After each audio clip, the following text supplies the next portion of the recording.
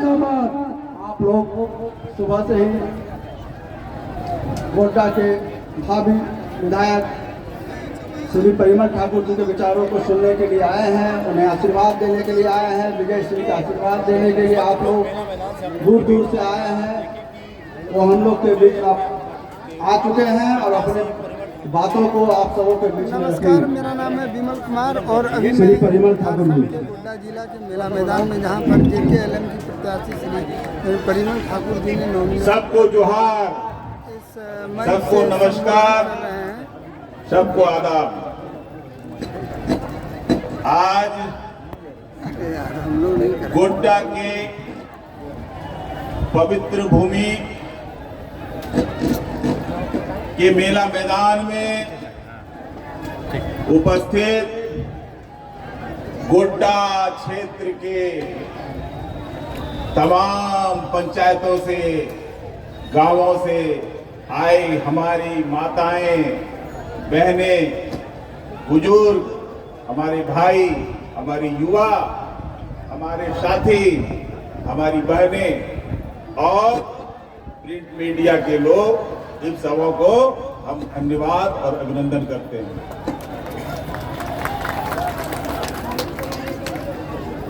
सम्मानित मंच,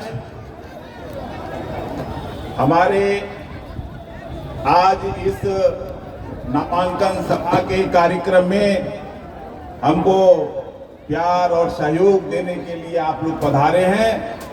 हमारे बीच हमारी पूर्व जिला पार्षद माननीय फूल कुमारी जी, हमारे बीच अवनीकांत महतो जी, हमारे बीच सदानंद महतो जी, हमारे बीच हमारे युवा जिला अध्यक्ष, प्रखंड अध्यक्ष, हमारे जो है जिला अध्यक्ष मदन महतो जी, साथ ही साथ तमाम जो है मंच पर उपस्थित हमारे श्रेष्ठ जन और हमारे कार्यकर्तागण, सबों का हम बहुत बहुत अभिनंदन और स्वागत करते हैं।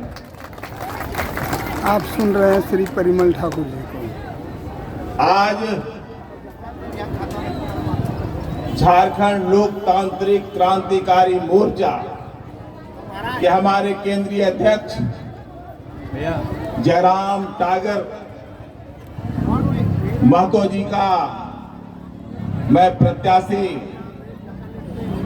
नामांकन करने के बाद आपके बीच यहाँ पहुंचा हूं और आपसे आज खुलकर मजबूती से आशीर्वाद लेना चाहता हूं। परिमल ठाकुर जिंदाबाद, परिमल ठाकुर जिंदाबाद, जयराम महतो जिंदाबाद, जिंदाबाद जिंदाबाद महतो जिंदाबाद। जिंदाबाद जिंदाबाद। आप लोग यहाँ जितने लोग हैं, खुले मन से और मजबूती से अगर मुझे साथ दीजिएगा तो निश्चित रूप से आने वाला अगला 5 वर्ष गोड्डा में अभूतपूर्व विकास होगा।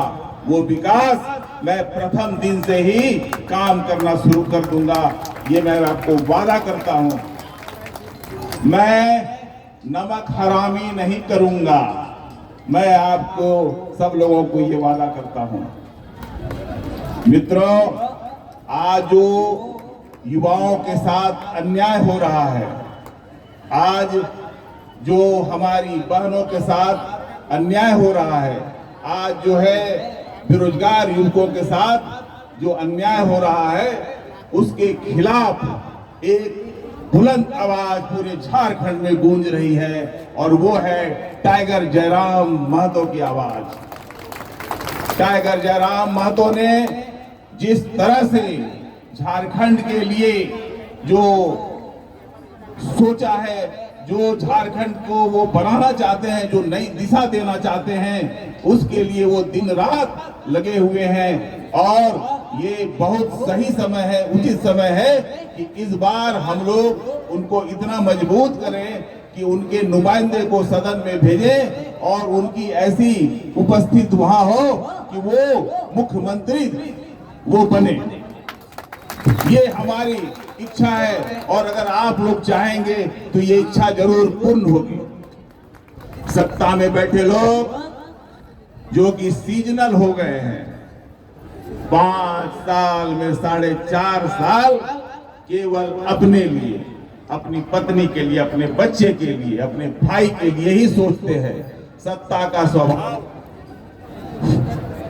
का स्वभाव आप लोगों से छुपा नहीं है, सब कुछ अपने हित में। और जब चुनाव का समय आता है, 4 महीना, 5 महीना, 3 महीना, 2 महीना जब होता है, तब उनकी नींद खुलती है, तब वो कुछ योजनाएं लाके महिलाओं के बीच, युवाओं के बीच, और वो लाके वो भ्रम की स्थिति पैदा करते हैं। और जैसे चूहादानी में रोटी देकर चूहा को फंसाने का काम होता है, उसी तरह ये रोटी देकर चूहादानी में आप लोगों को आकर्षित करने का प्रयास करते हैं। आप इनके जाल में फंसना मत। मैं आपसे ये निवेदन करता हूं। आज मैं यहाँ की जो बेरोजगारी की समस्या है, इस पर बहुत गंभीर चिंतन करने की जरूरत है। पिछले 5 साल में हमारे झारखंड के 25,000 युवकों को भी नौकरी नहीं मिल सका। सत्ता में बैठे हमारे माननीय ने बोला था कि हम अगर सत्ता में पहुंचेंगे तो अगले 5 साल में हम 5 लाख युवकों को नौकरी देंगे। क्या ये बात सही है कि नहीं है? अब आप लोग बताइए। तो 5 लाख युवकों की बहाली, यानी प्रति वर्ष 1 लाख युवकों की बहाली, 1 लाख युवकों की बहाली भी इन्होंने नहीं की। 25,000 युवकों तक की बहाली नहीं हो सकी।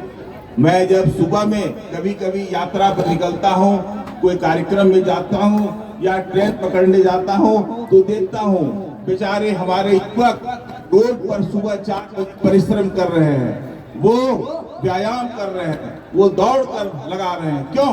एक छोटी सी नौकरी, कांस्टेबल की नौकरी, सिपाही की नौकरी, सेना में भर्ती होने के लिए नौकरी, और वो दिन रात अथक परिश्रम करके उसको जो है वो लगे रहते हैं। और ये सरकार कोई नियोजन इनके पास नहीं है, कोई नियोजन नीति नहीं है। ये जब चाहती है, जब चुनाव के समय, तब ये जो है नियोजन के लिए वो मौका देती है। और वो भी जो है आपने देखा कि अभी हमारे बीच जो हमारे 13 युवक जो है शहीद हो गए, वो जो है ऐसे मौसम में इन लोगों ने उसका जो है दौड़, उनकी उत्पाद कांस्टेबल की जो परीक्षा हुई, उसमें जो है उसमें जो लोगों ने, विद्यार्थियों ने, जो युवकों ने जो दौड़ लगाई, वो इतना मौसम प्रतिकूल था कि इन लोगों को जान से हाथ धोना पड़ा। सोचिए एक युवक का क्या महत्व है। 3 युवक ने बांग्लादेश में तख्ता पलट दिया, और हमारे 13 युवक यहाँ हमारे जो है शहीद हो जाते हैं नौकरी के लिए, पेट के लिए। क्या ये न्याय है? ये सारी बातें मैं बहुत मजबूती से सदन में रखूंगा अगर आप लोगों ने मुझे मौका दिया। मैं वादा करता हूं कि अडानी जैसी कंपनी या और भी कंपनी बहुत सारी है, वो गोड्डा में, उसको मैं अगर वो यहाँ वो आती है, अगर मैं आता हूं तो निश्चित रूप से मैं यहाँ जो है उन सब कंपनियों को आग्रह करके यहाँ मौका दूंगा। लेकिन उसके लिए कड़ा शर्त रखूंगा। कड़ा शर्त ये होगा कि यहाँ अगर जमीन तुझे आपको मिल रहा है, तो निश्चित रूप से यहाँ के जो स्थानीय लोग हैं, इनको जो है उसमें 75% कम से कम उनकी नौकरी की व्यवस्था हो। और अगर जमीन दे रहे हैं तो उनकी हिस्सेदारी हो, क्योंकि नौकरी तो 58 साल 60 साल के बाद रिटायरमेंट हो जाता है। लेकिन अगर वो हिस्सेदारी रहेगी तो वो पीढ़ी दर पीढ़ी चलेगी। और ये चीज में निश्चित रूप से अगर यहाँ हमको जो मौका अगर आप लोग देंगे तो मैं ये करूंगा।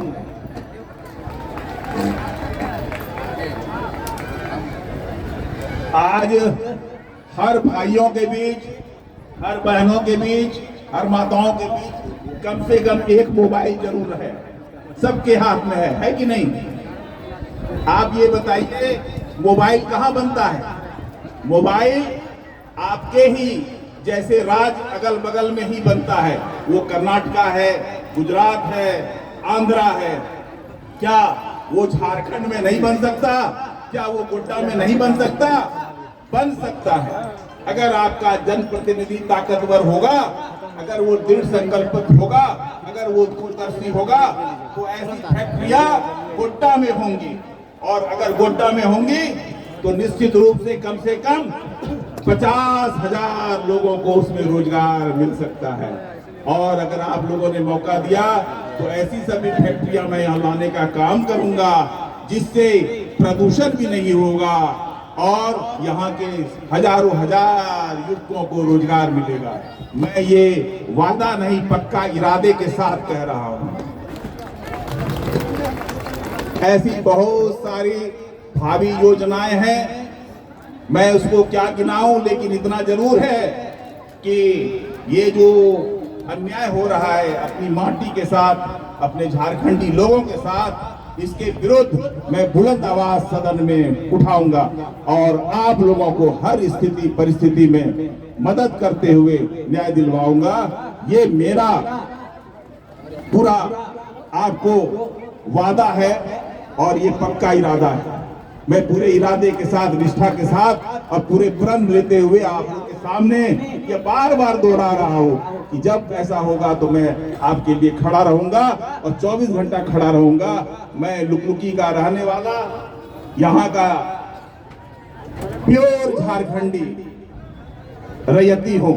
अगर किसी लोगों ने, कुछ लोगों ने भ्रम फैलाने का प्रयास किया था, मैं ये बता देना चाहता हूँ कि मेरे दादा, परदादा, छड़दादा सब लोग यहीं के हैं और मैं यहीं का हूँ। और आप लोगों से ये बताना चाहता हूँ कि मुझे, मैं सेवा अपनी नौकरी छोड़कर आप लोगों के बीच इसलिए आया हूँ कि आप लोगों की तरह ही मैं भी आप लोगों की तरह एक साधारण जनता था, लेकिन यहाँ की व्यवस्था से मैं इतना परेशान हुआ, इतना त्रस्त हुआ।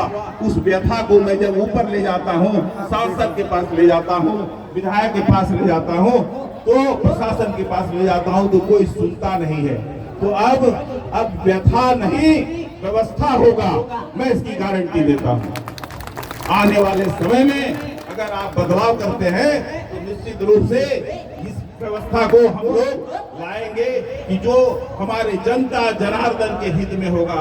आपको देखने वाले, सुनने वाले बहुत, आपको देखने सुनने वालों की कमी है।